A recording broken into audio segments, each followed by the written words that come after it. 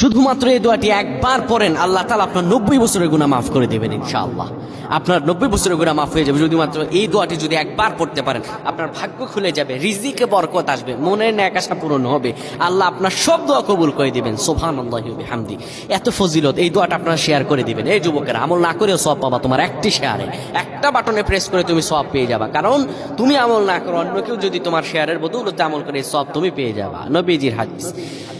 আমার ভাইয়েরা, আল্লাহর কাছে দোয়া করা, আল্লাহর কাছে দোয়া চাওয়া, এটি হলো মুমিনদের কাজ। আমার আল্লাহ বান্দাকে বলেন, বান্দারে উদউনি আস্তাজিব লাকুম, আমার কাছে চাও, আমার কাছে চাইলে আমি আল্লাহ তোমাকে দিয়ে দিব।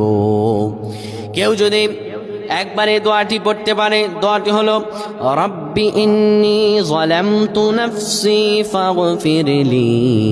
কেউ যদি এই দোয়াটা একবার পড়তে পারে, আমার আল্লাহ তাআলা তার 90 বছরের গুনাহগুলো মাফ করবেন। কবিরা গুনাহ নয়, সেটি হলো সগীরা গুনাহ। সগীরা গুনাহ মাফ হবে। বলবেন হুজুর 90 বছর তো হয়নি, তাহলে গুনাহ মাফ হবে কি করে? আপনার যত বছর হয়েছে তত বছরের সগীরা গুনাহ মাফ হবে, আর বাদ বাকিটা কাউন্ট করে আপনার আমল নামায় নফল নামাজ, নফল আমলের সওয়াব আল্লাহ তাআলা আপনার আমল নামায় দিয়ে দিবেন। কিন্তু এটির ব্যাপারেও সহিহ সনদে তেমন কোনো গুরুত্ব আরোপ হয়নি, এটির ব্যাপারে তেমন কোনো উল্লেখিত সহিহ সনদ নেই। কিন্তু আমল করতে পারেন, যেটার অর্থ সুন্দর। আল্লাহ আমাদের কবুল করুক, পড়েন আমিন।